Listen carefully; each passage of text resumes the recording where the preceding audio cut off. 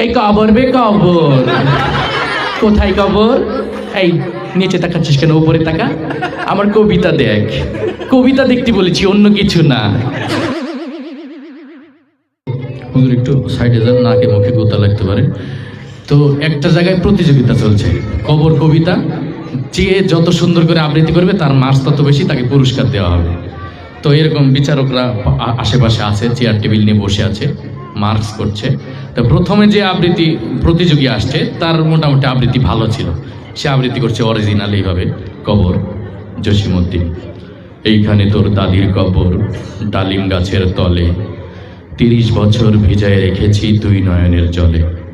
এতটুকু তারে ঘরে এনেছিনু, সোনার মতন মুখ, পুতুলের বিয়ে ভেঙে গেল বলে কেঁদে ভাসাই তুক। এখানে ওখানে ঘুরিয়া ফিরিতে ভেবে হইতাম সারা, সারা বাড়ি ভরি এত সোনা মোর ছড়াইয়া দিল কারা। যাই হোক, সে অনেক সুন্দর করে আবৃত্তি করছে, অনেক নাম্বার পাইছে, সে চলে গেছে। তারপরে আসছে এলাকার এক নেতা, সে চিন্তা করছে আমিও তো ছোটবেলা আবৃত্তি করছি, দেখি এখন আমার চর্চা কেমন আছে। নেতা তো নেতাই, নেতা তার মতো ভাবসাব নিয়ে আসছে। তাই নেতাদের তো সবসময় বক্তব্য দিয়ে অভ্যাস, তাই নেতা এসে কবিতা আবৃত্তি করছে এইভাবে। কবর জসিমউদ্দিন, এইখানে তোর দাদির কবর, ওই ডালিম গাছের তলে, 30 বছর ভিজায় রেখেছি দুই নয়নের জলে। তার আবৃত্তি শুনে তো বিচারকরা চেয়ার টেবিল নিয়ে উল্টে পড়ে গেছে, তাদের মাথায় পানি টানি দিয়ে আবার উঠানো হয়েছে। তো যাই হোক, কোনোরকম শান্ত হইল পরিবেশ। তারপরে আসছে আর একজন প্রতিযোগী। এই প্রতিযোগী আসছে, আমাদের কিছু কিছু ছেলে দেখা যায়, ছেলে কিন্তু খুব লাজুক, মানুষের সামনে কিছু বলতে খুব শরম পায়। এরকম কিছু যুবক আছে না আমাদের সামনে? এরকম একটা লাজুক একটা যুবক আসছে, তার আবৃত্তির ঢং ছিল এরকম।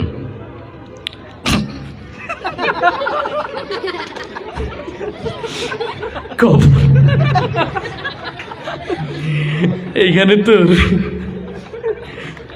দাদির খবর, ডালিম গাছ, তাকে নিয়ে গেল যে এই ছেলে তো সময় নষ্ট করছে, এর সঙ্গে হবে না। তারপরে আসলে আরেকজন প্রতিযোগী। এরপরে যে প্রতিযোগী আসছে সে একটু ইমোশনাল টাইপের। আমাদের সমাজে কিছু মানুষ আছে না, আরেকজনের চোখে পানি দেখলে সে নিজেই কেঁদে দেয়, এই টাইপের একটা ইমোশনাল ছেলে আসছে, সে এসে আবৃত্তি করছে এইভাবে। কবর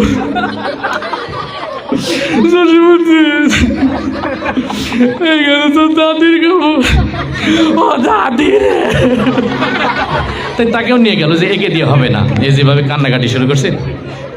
তারপরে আসছে একজন মুরব্বী মানুষ, বুড়া চাচা, সে চিন্তা করছে আমিও তো ছোটবেলায় আবৃত্তি করছি, দেখি এখন কেমন চর্চা আছে। তা মুরব্বী পান খেতে খেতে আসছে তার মতো।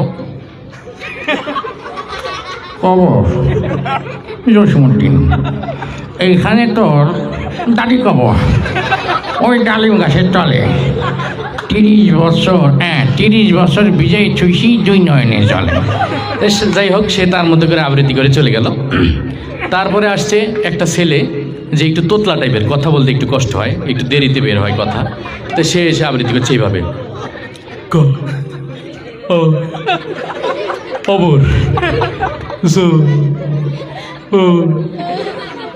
জসিমউদ্দিন, এইখানে তোর আদির কবর, ওইটা আলিম গাছের তো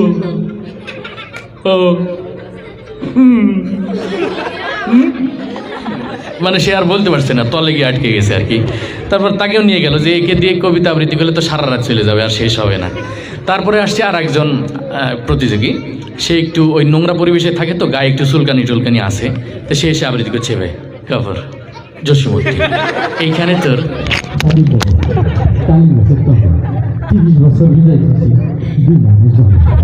তো তাকে নিয়ে গেল যে একে দিয়ে কাজ হবে না, কারণ এই যেভাবে চুলকানি শুরু করছে একটু পরে গায়ে কাপড় চোপড় থাকবে না, তাই সে গেল।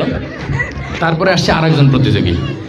এই প্রতিযোগী আবার একটু মানে সমস্যা, ওই প্রোগ্রামে এসে বিরিয়ানি টিরিয়ানি বেশি খাইছে, তো পেটে একটু সমস্যা, তাই সে এসে আবৃত্তি করছে এইভাবে। কবর জসিমউদ্দিন,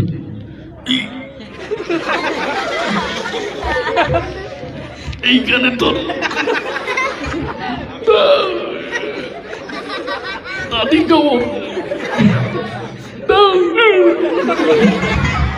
আলিম গাছে তো তো তাকেও নিয়ে গেল যে এত স্টেজ নষ্ট করে ফেলবে, একে দিয়ে হবে না। তারপরে আসছে, সর্বশেষ আসছে একটা আনকমন মানুষ। আমাদের সমাজে কিছু মানুষ আছে না, নো মেল নো ফিমেল, পুরুষও না মহিলাও না, এই টাইপের কিছু মানুষ আছে না, কি বলে তাদেরকে? হিজড়া আসছে একটা। সেও চিন্তা করছে আমিও তো পড়ছি স্কুলে থাকতে, তাই হিজড়ার আবৃত্তি করার ঢং ছিল, তাদের একটা ঢং আছে না আলাদা, সে এসে আবৃত্তি, এই কবর বে কবর, কোথায় কবর, এই নিচে তাকাচ্ছিস কেন, উপরে তাকা, আমার কবিতা দেখ। কবিতা দেখতে বলেছি, অন্য কিছু না। এইখানে তোর দাদির কবর কোথায়? এইখানে তোর দাদির কবর ডালিম গাছের তলে, 30 বছর ভিজায় রেখেছি 2 নয়নের জলে। ধন্যবাদ সবাইকে।